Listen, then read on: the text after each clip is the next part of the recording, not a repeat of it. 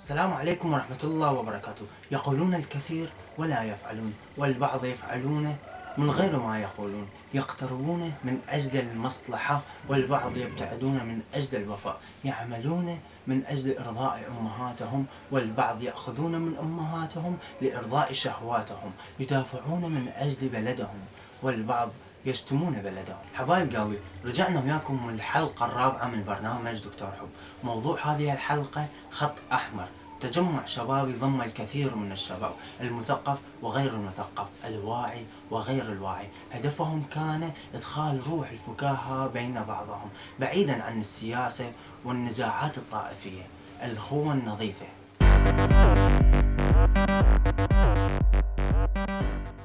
الأخوة النظيفة أحد أكبر الجروبات العراقية التي تضم أكبر عدد من العراقيين. تحولت الأخوة النظيفة من تجمع شبابي إلى تجمع سياسي، وأصبح إعلان لأحد مرشحي الأخوة النظيفة في الانتخابات. فما السر في ذلك الموضوع؟ هل كان مخطط له منذ البداية أم ماذا؟ وما تعليقاتكم حول هذا الموضوع؟